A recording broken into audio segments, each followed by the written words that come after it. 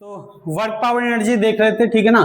Work power energy में क्या बात किया था, बेसिक आपका लास्ट क्लास में थोड़ा सिस्टम सराउंडिंग यूनिवर्स ये सब बताया था। कंजर्वेशन ऑफ एनर्जी लिखा चुका था ना, बता चुका था, ठीक है, क्या बता दिया था ना। अब आते हैं सिंपल एक टर्म पे, पता होगा आप लोग को, मैकेनिकल एनर्जी।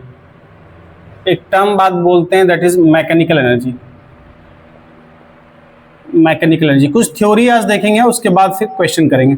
मैकेनिकल एनर्जी क्या होता है पता है, बताओ, पढ़े होगे, पहले भी पढ़े होगे, लिख लो। It is the sum of kinetic energy plus potential energy. It is the sum of kinetic energy and potential energy. Kinetic energy and potential energy.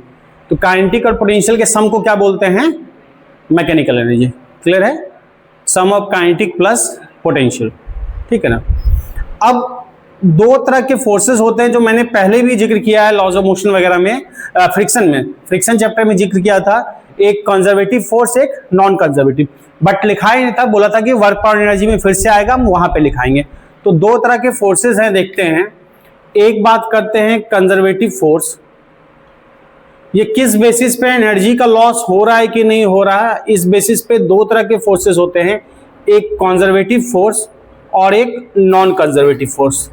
एक होता है non conservative force, conservative force, और एक होता है नॉन कंजर्वेटिव फोर्स। एक conservative force, एक non conservative force. क्या बोलते हैं, कंजर्वेटिव किसको बोलते हैं और नॉन कंजर्वेटिव किसको बोलते हैं, पहले बताया है, समझा रखा था, क्या बताओ।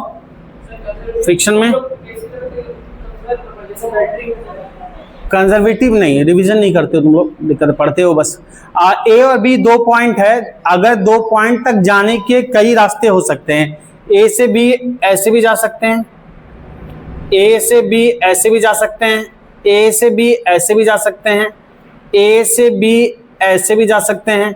ए से बी जाने के कई रास्ते हो सकते हैं, बताया था। अगर हर रास्ते से वर्क डन क्या हो, सेम वर्क करना पड़े, सेम एनर्जी लगे, तो ऐसे को क्या बोलते हैं, इसके पीछे जो फोर्स लग रहा होगा उसको क्या बोलते हैं, कंजर्वेटिव फोर्स।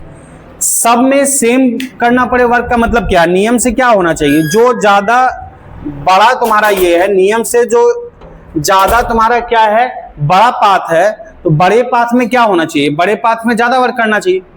नियम से बड़े पाथ में ज्यादा चलना होगा, ज्यादा चलना होगा तो ज्यादा फ्रिक्शन का सामना करना होगा, या ज्यादा एनर्जी चाहिए, तो बड़े पाथ में वर्क डन क्या होना चाहिए, ज्यादा होना चाहिए।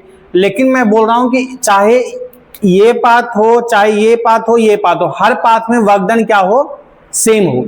हर पाथ में वर्क डन सेम हो, तो ऐसे फोर्सेस को क्या बोलते हैं, कंजर्वेटिव।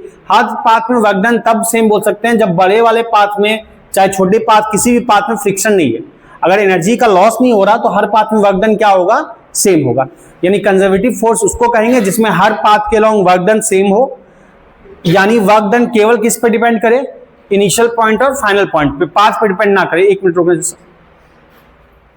क्या बताइए। देखो, अगर हर पाथ पे क्या बोला कि वर्क डन क्या हो, सेम हो, अगर वर्क डन क्या हो, सेम हो, तो ऐसे फोर्सेस को क्या बोलते हैं, कंजर्वेटिव, ठीक है ना। ऐसे नियम से क्या होना चाहिए, बड़ा है तो ज्यादा वर्क करना, मतलब जनरली क्या होगा, बड़ा है तो ज्यादा वर्क करना पड़ सकता है, क्यों, क्योंकि ज्यादा चलना होगा तो फ्रिक्शन ज्यादा होगा। ये तभी पॉसिबल है जब हर पाथ पे वर्क डन सेम हो, इसका मतलब कोई फ्रिक्शन नहीं है। फ्रिक्शन नहीं है मतलब एनर्जी का लॉस नहीं हो रहा, यानी केवल किस पे डिपेंड कर रहा है वर्क डन, इनिशियल और फाइनल पॉइंट पे। इनिशियल फाइनल पॉइंट हर केस में सेम है, बाकी पाथ अलग अलग है। ऐसे फोर्सेस को क्या बोलते हैं, कंजर्वेटिव, ठीक है ना। डिटेल हमने पहले बताया था, फिर से बताया, लिख लेते हैं आज, लिखो, हेडिंग डाल लो, conservative and non conservative force. Conservative and non conservative force, उसके अंडर में लिखते हैं कंजर्वेटिव फोर्स, ठीक है। ए फोर्स इज, कंजर्वेटिव में जल्दी लिखो, a force is said to be conservative. A force is said to be conservative if work it does on a particle on a particle that moves between two points is the same, moves between 2 points is the same for all paths. 2 point is the same for all paths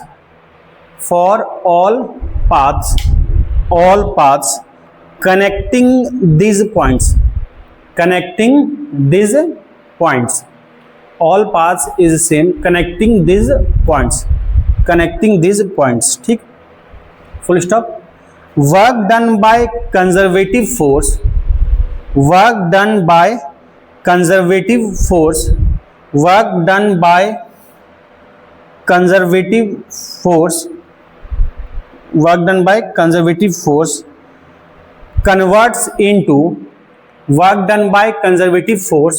converts into mechanical energy.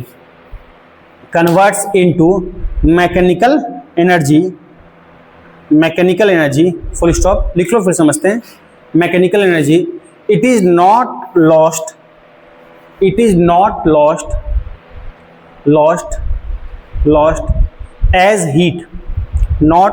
as heat, heat.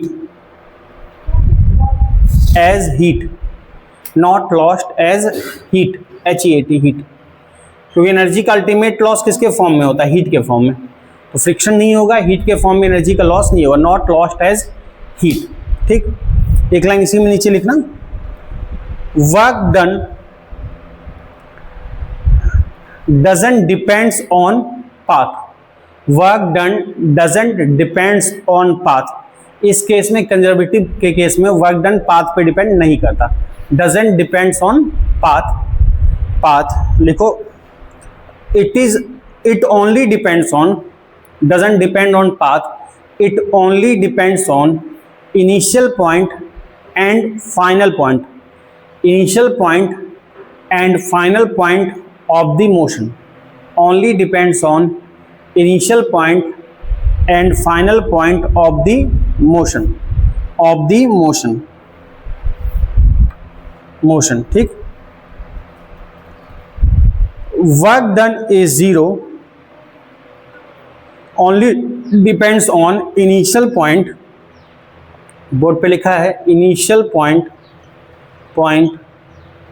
and final point. Initial point and final point of the motion. ठीक है, पहले लिख लो फिर समझ लेते हैं. लिखना. Work done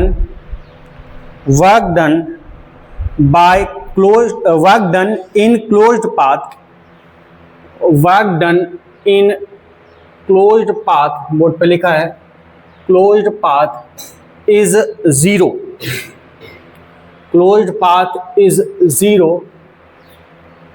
Work done in closed path is 0 in this. ऐसे फोर्सेस में वर्क डन क्या होता है? क्लोज्ड पाथ में 0 होता है, is 0. ठीक है. तो कंजर्वेटिव का एग्जाम्पल क्या है? जहां भी हम फ्रिक्शन की बात नहीं करते वो सब क्या है? कंजर्वेटिव है. तो एग्जाम्पल में लिख लो. ग्रेविटेशनल फोर्स, फ्रिक्शन की बात नहीं करते. एग्जाम्पल लिखना. Gravitational force, magnetic force. Gravitational force, magnet में, दो मैग्नेट के बीच में लगने वाला force, magnetic force. Gravitational force board पे लिखा है. Magnetic force, restoring force. Restoring क्या? जो पुराने पोजीशन को रीस्टोर करा दे, जैसे कि स्प्रिंग के केस में देखा था. Restoring force etcetera. ठीक है ना. और लिखना है तो लिख सकते हो. इलेक्ट्रोस्टैटिक फोर्स, जो भी लिखना है. Gravitational force, magnetic force, restoring force, electrostatic force, जितने लिखने हैं. Electrostatic force. ठीक, एटसेट्रा. लिख लिए. अब देखो, इसको समझना है. 2 मिनट में फिर से समझाया था. एक एक लाइन जो लिखे हैं जल्दी समझ लेते हैं. सबसे पहले हमने क्या बोला कि हर पाथ पे वर्क डन क्या हो? सेम हो. यानी वर्क डन हर पाथ पे सेम है. बड़े पाथ पे भी उतना ही वर्क डन करना पड़ रहा है, मतलब कोई एनर्जी का लॉस नहीं हो रहा. बीच में इसको नुकसान करने वाला कोई नहीं है. फ्रिक्शन नाम की चीज नहीं है. पहला बात. दूसरा हमने क्या बोला? वर्क डन केवल किस पे डिपेंड कर रहा है? इनिशियल और फाइनल पॉइंट पे, पाथ पे डिपेंड नहीं कर रहा। अगर इनिशियल और फाइनल पॉइंट पे डिपेंड कर रहा है तो एक बात जरा समझना कि अगर इनिशियल और फाइनल पॉइंट सेम हो जाए, यानी क्लोज्ड पाथ का मतलब है यहां से चला है कोई, मान लो ए से, और घूम के फिर यहीं आ जाए, घूम के यहीं आ जाए, तो वर्क डन क्या होता है, simply force into displacement, displacement क्या हो गया, जीरो। तो ऐसे फोर्स के कारण वर्क डन क्या होगा, जीरो होगा क्लोज्ड पाथ में। क्यों जीरो होगा, क्योंकि केवल डिपेंड कर रहा है इनिशियल और फाइनल पॉइंट पे, पाथ पे डिपेंड नहीं कर रहा।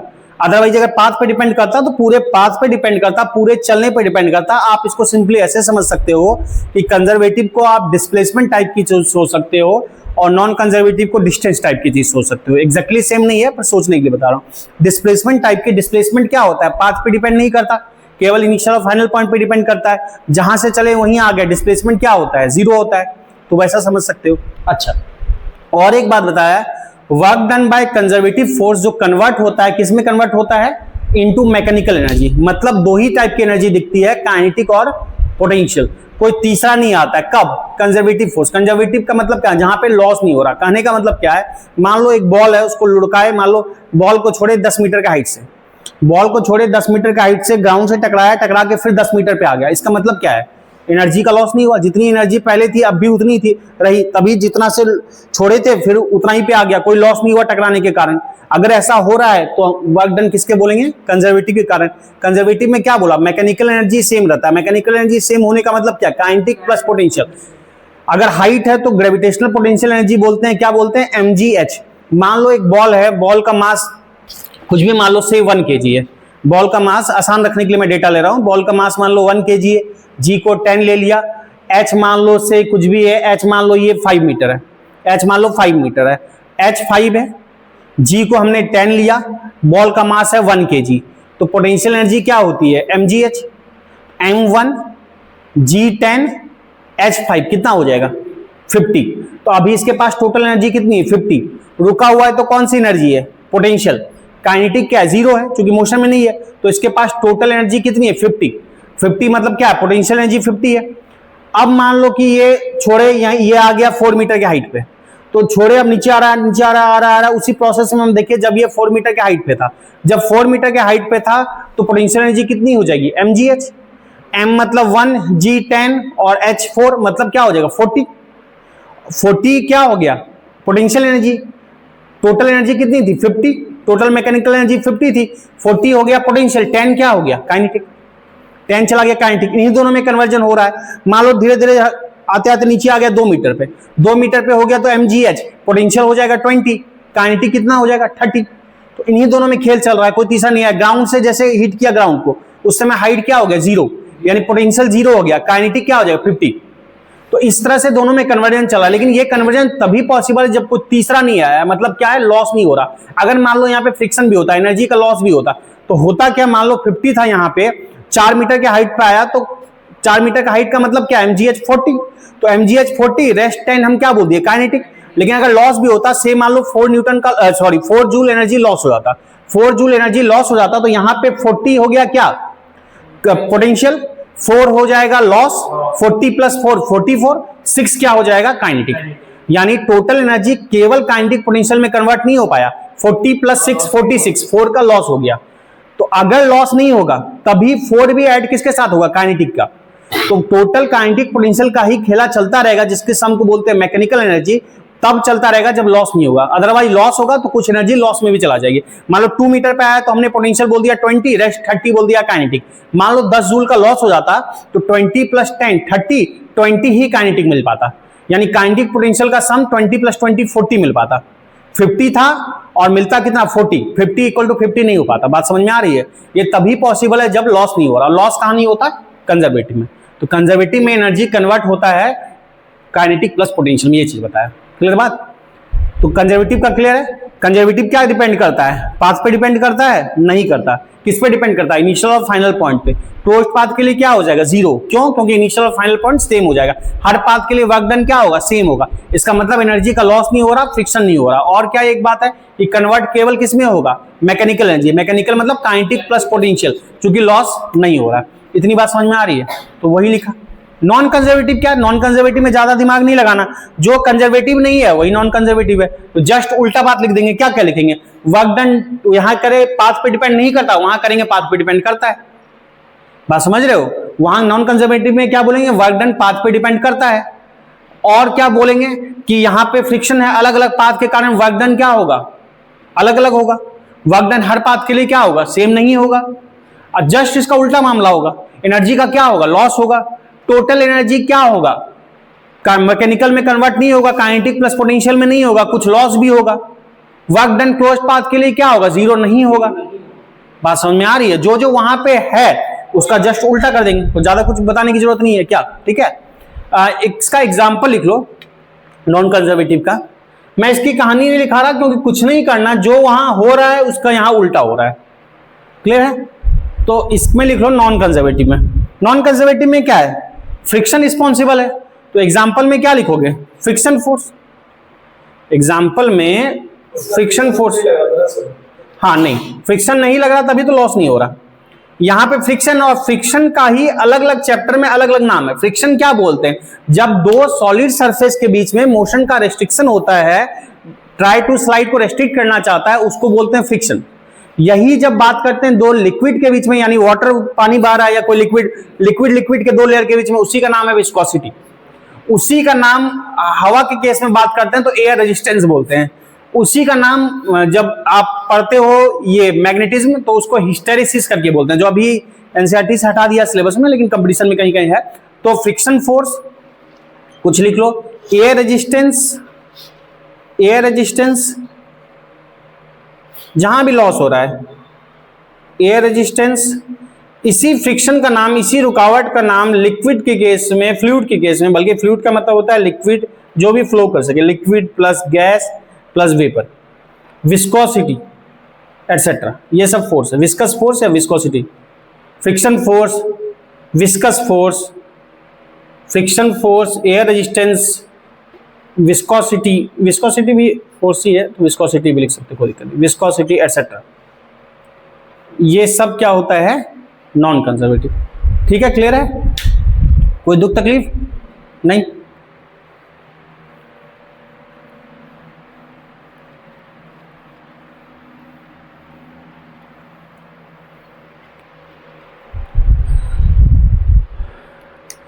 तो यहां तक दिक्कत? अब देखते हैं लॉ, कंजर्वेशन ऑफ एनर्जी देखा था, वर्क एनर्जी थ्योरम देखा था। अब देख रहे हैं कंजर्वेशन ऑफ मैकेनिकल एनर्जी। लिखो conservation of mechanical energy, conservation of mechanical energy. ठीक, मैकेनिकल एनर्जी किसको बोलते हैं? अभी बताया, काइनेटिक प्लस पोटेंशियल के सम को। तो इसका कहना है मैकेनिकल एनर्जी कंजर्व रहती है, मतलब काइनेटिक और पोटेंशियल का सम कांस्टेंट होता है। कब होगा? अभी बताया किस में होगा? कंजर्वेटिव में ऐसा होगा कि नॉन कंजर्वेटिव में होगा? कंजर्वेटिव में होगा। तो ये थ्योरम या ये आपका लॉ वैलिड है, तभी वैलिड है लॉ जब क्या होगा? जब आपका एनर्जी जो है वो के पीछे जो फोर्सेस रिस्पॉन्सिबल होगा, फोर्सेस कैसा होगा? कंजर्वेटिव। तो लिखो conservation of mechanical energy. If forces are conservative,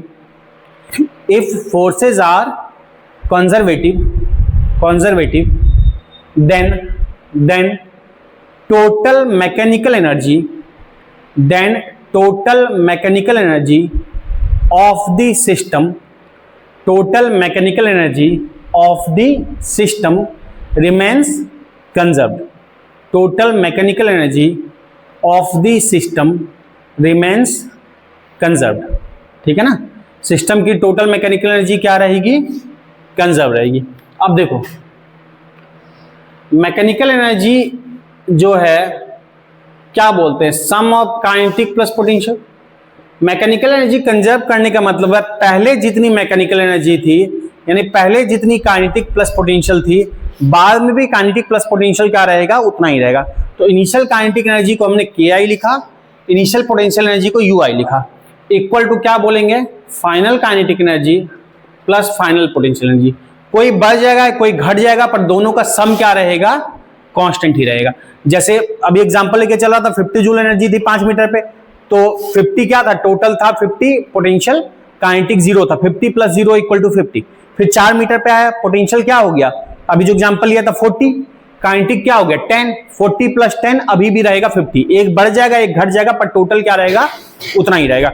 ground को हीट किया तो H 0 हो गया, तो पोटेंशियल क्या हो जाएगा 0, टोटल क्या हो जाएगा काइनेटिक, तो 0 + 50 = 50, तो सम क्या रहेगा कांस्टेंट रहेगा। अब देखो इसी को थोड़ा सा लिख रहे हैं अरेंज करके, एक काम करते हैं एक तरफ ले आते हैं KF - KI, इसको मान लो इधर ले आए तो इसको इधर ले जाएंगे तो क्या हो जाएगा UI - UF, UI - UF।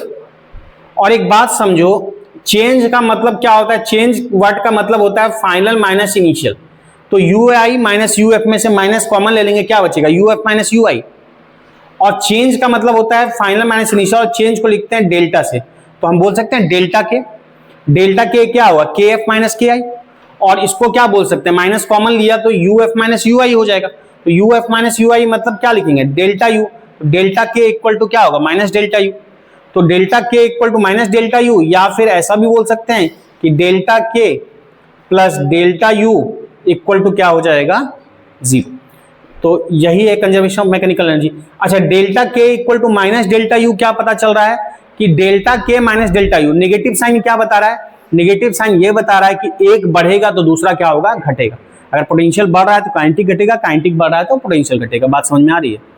तो ये कहानी आपका क्लियर है। अच्छा, एक बात और ध्यान देना कि इससे पहले मैंने जो बताया था कंजर्वेशन ऑफ एनर्जी बताया था, कंजर्वेशन ऑफ एनर्जी बताया था, कंजर्वेशन ऑफ एनर्जी बताया था, वर्क एनर्जी थ्योरम बताया था, इनमें कोई कंडीशन नहीं दिया था, बोला था work done equal to change in kinetic energy, सीधा ही conservation of energy total energy conserve रहती है, कोई कंडीशन नहीं बोला था। लेकिन यहां बोल रहा हूं कि ये तभी होगा जब फोर्सेस क्या होगा कंजर्वेटिव होगा, यानी ये आप हमेशा नहीं लगा सकते, ये उसी जगह लगा सकते हो जहां फोर्स क्या होगा कंजर्वेटिव, जहां फोर्स कंजर्वेटिव नहीं होगा वहां conservation of mechanical energy apply नहीं कर सकते, बात समझ में आ रही है।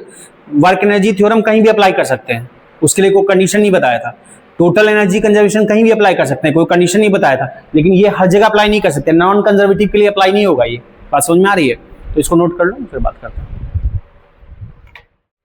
अब देखो कंजर्वेशन ऑफ मैकेनिकल एनर्जी देख लिया, बात कर लिया, कहां लगेगा वो भी पता लग गया, ठीक है। अभी इसमें और चीजें देखेंगे, बात करते हैं।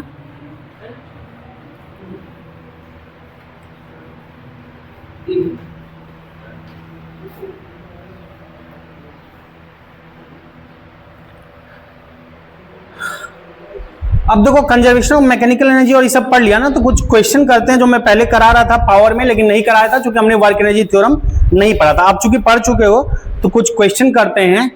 अच्छा, क्वेश्चन करने से पहले एक बात का ध्यान रखना, कोई भी रिलेशन तब तक हम स्टेब्लिश नहीं कर सकते जब तक कि rest of the term constant ना हो। कहने का मतलब मैं क्या बता रहा हूं, जैसे कुछ सुने हो आइडियल गैस इक्वेशन सुने हो, क्या होता है, हाँ पढ़े होगे केमिस्ट्री में, PV = nRT, ऐसा कुछ सुने हो, हाँ। तो ideal gas equation PV = nRT, physics में भी पढ़ेंगे KTG में, मैं केवल यहां जो बताना चाह रहा हूं वो कैच करो कि मैं यहां पे बोल सकता हूं P ∝ T, समझना जरा बात को, P ∝ T बोल सकता हूं, लेकिन तभी बोल सकता जब rest of the term constant होंगे, मतलब V को कांस्टेंट होना पड़ेगा, N number of moles constant होगा, R गैस कांस्टेंट होगा।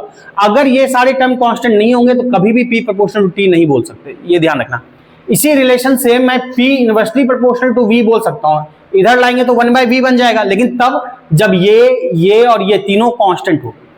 तो किसी भी रिलेशन का फैसला सीधा देखा P और T, P ∝ T नहीं कह देंगे, तब तक नहीं कह देंगे जब तक कि सारे टर्म क्या हो कांस्टेंट ना हो, ये जरूरी बात है। क्योंकि अभी जो क्वेश्चन देंगे आपको डायरेक्ट जो रिलेशन दिखेगा वही आंसर नहीं मार देना, गलत हो जाएगा। आपको तब तक नहीं रिलेशन का फैसला करना है जब तक कि बाकी टर्म कांस्टेंट हो। ये तो मैंने एक एग्जांपल दिया, रिलेशन किसी भी टाइप का बन सकता है। तो क्वेश्चन एक देखते हैं, लिखो a body moved along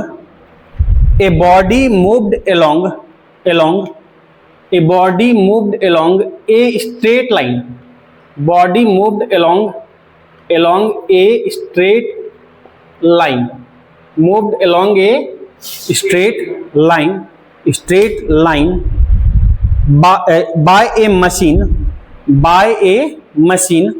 by a machine delivering constant power, by a machine delivering constant power, power को मैं पी से लिख ले रहा हूं, तो दे रखा है P constant, by a machine delivering constant power. Constant power आपको बताना है the distance travelled by the body, the distance travelled by the body, distance travelled by the body in time T, in time T, distance traveled by the body in time t, in time t is proportional to, traveled by the body in time t is proportional to क्या होगा? तो option चाहिए तो option दे दे रहा हूं, t to the power 1/2, b है t to the power 3/2, c है t का square, t to the power 1/2, t का square, t to the power 3/2, एक और ऑप्शन चाहिए लिख लो t to the power 3/4। ये 4 ऑप्शन है, ट्राई करो देखो। चलो कितना कितना आंसर है बालक, एक बालक बताया टी स्क्वायर, एक बालक 1/2। चलो अलग अलग भांति भांति का आंसर बताए। इसमें जब तक कांस्टेंट सेट नहीं करोगे ना, रिलेशन सही नहीं आएगा, आपका हर आंसर जो है वो सही ही लगेगा। तो इसीलिए देखो पूछा क्या गया है, the distance travelled by the body in time T is proportional to, यानी डिस्टेंस पूछा गया ना। अब देखो distance travelled by the body in time T is proportional to distance, तो डिस्टेंस इक्वल टू सिंपली क्या बोलेंगे, स्पीड इनटू टाइम। समझना बात को। तो एस प्रोपोर्शनल टू टी बोल सकते थे अगर बोलता वी कांस्टेंट है, एस प्रोपोर्शनल टू टी बोल सकते थे अगर क्या बताता वी कांस्टेंट है। वी कांस्टेंट बोला तो नहीं गया, तो एस प्रोपोर्शनल टू टी यहां तो नहीं कर सकते, यानी टी तो रहेगा, मुझे वी का रिलेशन पता करना है। समझ में आ रही बात? मुझे वी से रिलेशन स्टेब्लिश करना है कि वी टी से कैसे कनेक्ट है, वी टी पे कैसे डिपेंड कर रहा है, तो उसको प्रोपोर्शनलिटी उस जगह रख देंगे वी के जगह पे टी का, फिर जो रिलेशन आएगा। तो वी कैसे टी पे डिपेंड कर रहा है पता करने के लिए हमको वी इंट्रोड्यूस कराना पड़ेगा।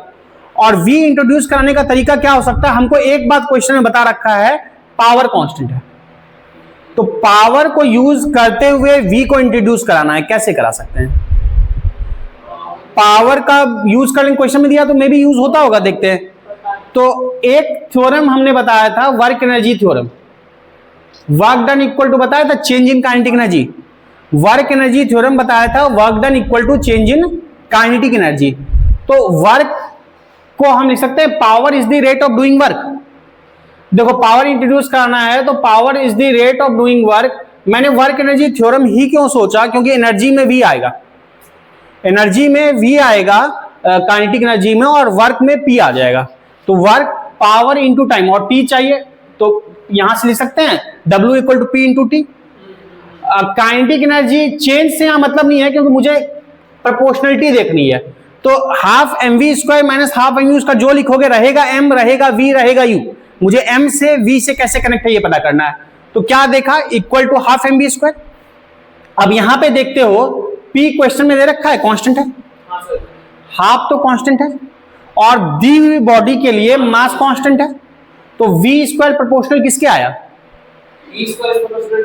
वी स्क्वायर प्रोपोर्शनल टू क्या आया, टी। या फिर वी प्रोपोर्शनल टू बोलेंगे तो क्या बोलेंगे, इधर रूट कर सकते हैं टी टू दी पावर 1/2।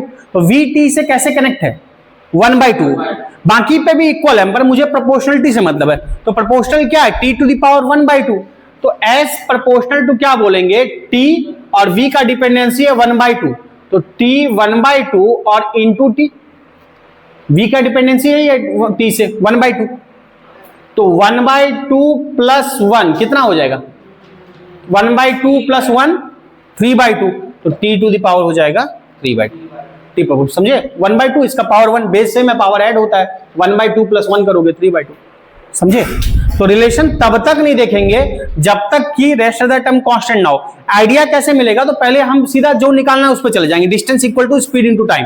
अब यहाँ टाइम तो दिख गया हमको, वी कांस्टेंट नहीं बोला गया, तो वी कांस्टेंट नहीं बोला गया, हम सोचेंगे कि वी टी पे कैसे डिपेंड कर रहा है। देखिए तो वी टी पे कैसे डिपेंड कर रहा है, और क्वेश्चन में एक बात बोलता रखा है कि पावर कांस्टेंट है, तो पी और वी कैसे रिलेट कर सकते हैं। तो हमारे पास एक है वर्क एनर्जी थ्योरम, वर्क वाले में पी इंट्रोड्यूस हो जाएगा और यहाँ पे वी इंट्रोड्यूस हो जाएगा, फिर वहां से वी का रिलेशन देख के रख दिया। समझ में आई बात? तो उसको नोट डाउन कर लो। चलो एक क्वेश्चन देखते हैं। अच्छा इधर डिलीवरिंग का गलती हो गया था, स्पेलिंग, चलो कोई बात नहीं, इंग्लिश का क्लास नहीं है, फिर भी ठीक करना है कर लो। अगला क्वेश्चन देखते हैं। इसी तरीके से कांस्टेंट का फैसला करना, इसमें थोड़ा सा देर तक कांस्टेंट का फैसला होगा आपका, लेकिन फिर भी कोशिश करना। लिखो a wind power, a wind power, a wind power, wind power generator, a wind power generator, generator, wind power generator क्या होता है? पवन चक्की जिसको बोलते हैं, ठीक है। क्या बोलते हैं इंग्लिश में? टरबाइन तो ब्लेड को बोलते हैं। Wind power generator, wind mill. तो वो पवन चक्की क्या करता है तुम्हारा, वहां पे विंड एनर्जी को किसमें कन्वर्ट करता है, उसका जो काइनेटिक एनर्जी है उससे इलेक्ट्रिकल एनर्जी में कन्वर्ट करता है, ब्लेड को टरबाइन का घुमा के। तो वो जो एनर्जी को कन्वर्ट कर रहा है हम उसकी बात करेंगे। वहां पे ध्यान रखना क्या कांस्टेंट होगा, जरा सोचना, मैं बताऊंगा। देखो जो एयर आ रही होगी ना, जो पवन चक्की के ब्लेड से टकरा रही होगी, पवन चक्की के ब्लेड से जो हवा टकरा रही होगी, उस हवा की डेंसिटी ऑलमोस्ट कांस्टेंट होगी। मैंने हिंट दे दिया, क्योंकि हवा की डेंसिटी उस जगह ऑलमोस्ट कांस्टेंट होगी, लेकिन मास कांस्टेंट नहीं होगा, क्योंकि उससे टकराने वाली हवा जो है वो अलग अलग वेरिएशन होगा हवा में। उस जब पवन चक्की से टकराएगी तो उसमें क्या होगा, हवा के मास में वेरिएशन होगा, ज्यादा हवा चल रही है, कम चल रही है, हवा के मास में वेरिएशन होगा, इंगेज मास में, तो वहां m वेरी करेगा और डेंसिटी कांस्टेंट होगी हवा की। बात समझे? Density constant m very. क्यों m वेरी? क्योंकि हवा जो पवन से टकरा रही है उसमें वेरिएशन होगा, तो मास में वेरिएशन होगा, अमाउंट कितना टकरा रहा है, तो वहां पे m कांस्टेंट नहीं ले सकते। और हवा जो आ रही है उसका ऑलमोस्ट डेंसिटी एक जैसा ही होता है। हवा का जो उसमें एलिमेंट्स होंगे एयर में, जो गैसेस पार्टिकल होंगे, मॉलिक्यूल होंगे, वो लगभग ऑलमोस्ट एक जैसे होंगे, तो यहाँ डेंसिटी कांस्टेंट हो जाएगी, लेकिन मास नहीं। तो खैर जो भी है ट्राई करना। लिखो question. A wind power generator converts wind energy into electrical energy, converts wind energy into electrical energy, ठीक है, wind energy into electrical energy, full stop. assume that generator converts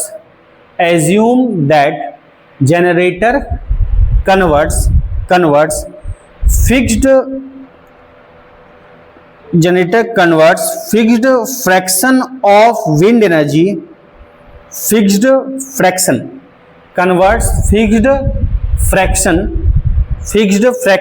of wind energy, generator converts fixed fraction of wind energy W से लिख लिया, fixed fraction of wind energy intercepting जो intercept कर रहा है, intercepting by its blades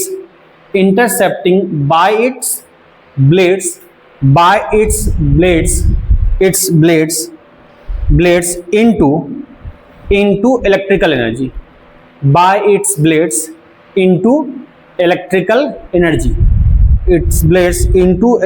energy, ठीक, full stop. for wind speed v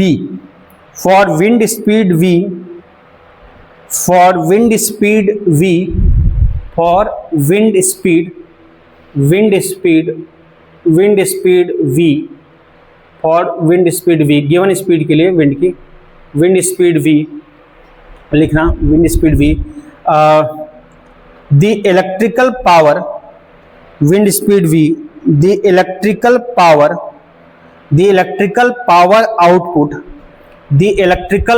output wind speed v, the electrical power output, electrical power मतलब power simple बोलना है, electrical power output is proportional to, electrical power output is proportional to, option है A V, B V square, C V cube और D V to the power 4। V square, V cube, V to the power 4 ये 4 option है, try करो, 2 minute का time ले लो तुम लोग का आंसर। ठीक है, कर दिए। चलो अलग अलग आंसर बता रहे हो, क्या क्या बता रहे हो? एक v बता रहा है, एक v स्क्वायर बता रहा है। बालक क्या बोलना चाहते हो? नहीं, चलो तो v स्क्वायर, इसमें थोड़ा ज्यादा एडजस्ट करना पड़ेगा, तो ध्यान देना थोड़ा सा कैसे अप्रोच होगा। क्या बालक? तो तुम्हारा विंड स्पीड v है, यानी और बताना क्या है? पावर आउटपुट प्रोपोर्शनल टू, और ऑप्शन v के टर्म में पावर आउटपुट का रिलेशन किससे देखना है? v से, यानी p का रिलेशन हमको किससे देखना है? v से।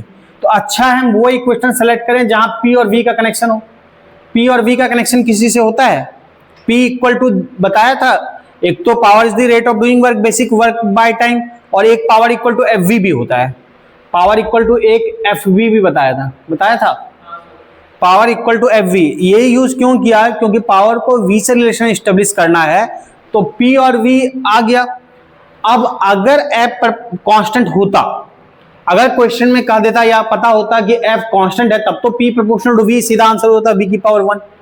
बात आ रही है समझ में? लेकिन f कांस्टेंट तो है नहीं। अच्छा, विंड में बताया कि टरबाइन जो घूमती है, जो हवा टकरा रही है, उसकी डेंसिटी ऑलमोस्ट क्या होगा? कांस्टेंट होगा। तो यहाँ डेंसिटी को कांस्टेंट रखेंगे, डेंसिटी को मान लो रो से लिखा, तो हवा की जो डेंसिटी है वो कांस्टेंट होगी, और मास जितना उससे इंगेज होगा, टरबाइन के ब्लेड से टकराएगा, वो वेरी होगा। तो मास यहाँ पे कांस्टेंट नहीं होगा, ये वेरी करेगा, ये चेंज करेगा, तो मास वेरी करेगा। तो ऐसे में P equal to F V, जरा समझना, ठीक है? F को हटाना है, F को हटाने के हमारे पास कई तरीके हैं, लेकिन हमको क्या तरीका चाहिए? हमको ज्यादा से ज्यादा V को लाना है और बाकी टर्म को हटाना है। तो F से V लाने का तरीका न्यूटन्स लॉ। अच्छा, यहाँ पे ध्यान रखना, हम ये यूज नहीं कर देंगे F के जगह पे कभी भी MA। क्यों नहीं यूज करेंगे, बता सकते हो? हाँ, क्योंकि F equal to M A हमने डिराइव किया था। F equal to M A, F equal to D P by D T से आता है, और ये तभी आता है, डेरिवेशन देखा था न्यूटन्स लॉ ऑफ मोशन में, जब हम m को कांस्टेंट लेते हैं। m को जब कांस्टेंट लेते हैं तभी F equal to M A valid है। F equal to M A Newton's law हमेशा नहीं है, वो तभी है जब मास क्या हो? कांस्टेंट हो। अदरवाइज न्यूटन्स लॉ क्या है? DP by D T. तो यहाँ एम ए नहीं यूज कर सकते क्योंकि मास कांस्टेंट नहीं है। फिर F के जगह क्या यूज कर सकते हैं? DP by D T. इसके लिए लिमिटेशन नहीं है, ये यूज कर सकते हैं। तो F के जगह लिख रहे हैं डीपी बाई डी टी, लेकिन यहाँ डीपी बाई डी टी के बारे में भी पता नहीं, P कांस्टेंट वगैरह तो कुछ लिखा नहीं है। तो फिर क्या कर सकते हैं? P को फिर हम क्या लिख सकते हैं? P को हम mv लिख सकते हैं, P को mv लिख सकते हैं, mv ऐसे लिख सकते हैं, P इक्वल टू mv। अब यहाँ पे चक्कर क्या है? P इक्वल टू mv, ठीक है, P इक्वल टू mv में क्या कांस्टेंट है? v कांस्टेंट है। जिस स्पीड से टकरा रही है, गिवन विंड स्पीड बोला गया। क्या क्वेश्चन का लैंग्वेज देखो कि स्पीड के साथ क्या वर्ड जोड़ा गया है कि into electrical for wind speed v, यानी विंड की स्पीड v स्पीड के लिए बताना है, यानी विंड की स्पीड गिवन है, फिक्स्ड है, वो v दे रखी है। यहाँ विंड जो टकरा रहा है वो स्पीड फिक्स है, उसका अमाउंट वेरी कर सकता है। हाँ बोलो। वहाँ पे जो p है सर, dp में जो p है, हाँ, वो p सर किसको मोमेंटम होता है ना, Newton second law, F equal to dp by dt। तो हाँ, अच्छा P एक जैसा लग रहा है ना, तो एक काम करो ना, मोमेंटम वाले P को ऐसे लिख लो, कुछ ऐसे लिख लो, या फिर ऐसे स्मॉल p से लिख लो। हाँ, कुछ स्मॉल p से लिख लो, या कर्सिव बना दो जैसे कर लो, या इसको ऐसे लिख लो, dp by dt, small p से लिख लो, ठीक है। मोमेंटम वाला P है, इसको स्मॉल p से लिख लिया तो तुम्हारा हो गया, ठीक है, P इक्वल टू mv। अब ध्यान रखो यहाँ पे v फिक्स्ड है, m के बारे में नहीं। अच्छा, v फिक्स्ड है, m हम अपने मन से कैसे सोच लिया? ऐसे भी नहीं सोच सकते। क्वेश्चन में बोला गया कि क्या है? For a given wind speed, या for a wind speed v, यानी विंड जो टकरा रहा है उसकी स्पीड क्या है? फिक्स है, डेंसिटी भी कांस्टेंट है।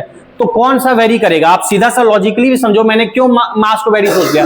डेंसिटी का फॉर्मूला क्या होता है? Mass upon volume. डेंसिटी होता है मास बाय वॉल्यूम, होता है।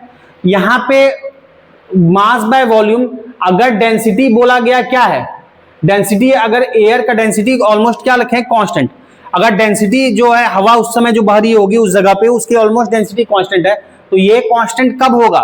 ये कांस्टेंट तब होगा अगर वॉल्यूम वेरी कर रहा है तो मास को भी वेरी करना पड़ेगा, तभी ये कांस्टेंट होगा। अगर वॉल्यूम डबल किए तो मास भी क्या होगा? डबल होगा। तो मास यहाँ पे क्या हो रहा है? चेंज हो रहा है।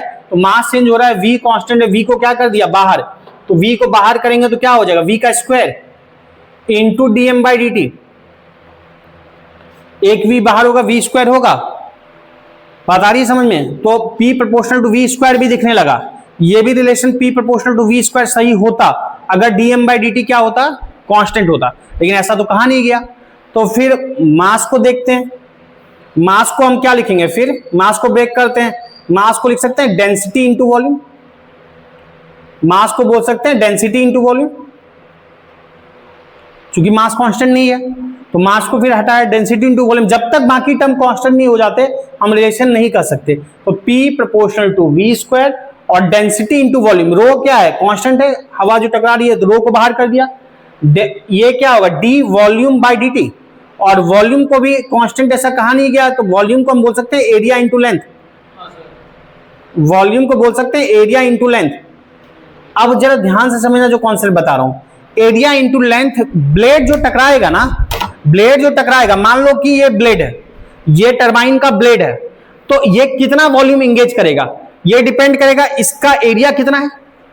अगर इससे बड़ा लेंगे तो ज्यादा और कंटेन करेगा, ये इतना कंटेन कर रहा है समझना, इसका एरिया इतना, ये इतना हवा को रोकेगा या एंगेज करेगा, ये क्या होगा, ये और ज्यादा हवा को रोकेगा, ये और चौड़ा है, ये इतने हवा को रोकेगा।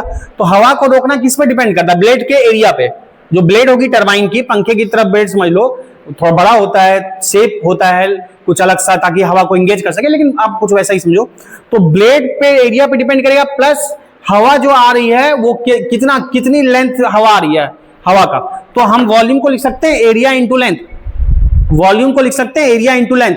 अब एरिया जो ब्लेड का होगा, ब्लेड का एरिया क्या होगा, कांस्टेंट होगा। ब्लेड का एरिया क्या होगा, एरिया ऑफ ब्लेड को हमने ए से लिखा तो एरिया ऑफ ब्लेड क्या होगा, एरिया ऑफ ब्लेड कांस्टेंट होगा। हवा के चलने से ब्लेड का एरिया तो चेंज नहीं कर जाएगा, बचेगा क्या, D length by D T, length को मान लो एल से लिख दिया। चेंज इन लेंथ यानी हवा जो आ रही है, हवा जो आ रही है वो डिपेंड बाय टाइम। तो change in length by time क्या होता है, वेलोसिटी, हवा की लेंथ बाय वेलोसिटी। तो v, ये इसके जगह पे dl बाई dt को हम लिख सकते हैं v स्पीड, तो v इंटू वी स्क्वायर क्या हो जाएगा, v क्यूब रो इंटू ए। जरा ध्यान से समझना, p इक्वल टू क्या आया, v क्यूब रो इंटू ए। रिलेशन हम तब कहेंगे जब बाकी कांस्टेंट हो। देखते हैं, रो हवा की डेंसिटी कांस्टेंट है, ब्लेड का एरिया फिक्स होगा, तो बाकी टर्म अब कांस्टेंट आ गए। तो P प्रोपोर्शनल टू फिर क्या दिखेगा, P प्रोपोर्शनल टू होगा V क्यूब। बात समझ में आ रही है? ये पुराना क्वेश्चन है, प्राचीन टाइम का आईटी का ही क्वेश्चन है, ठीक है। तो नोट कर लो इसको, तब तक 2 मिनट का टाइम ले लो, नोट कर लो, ठीक है।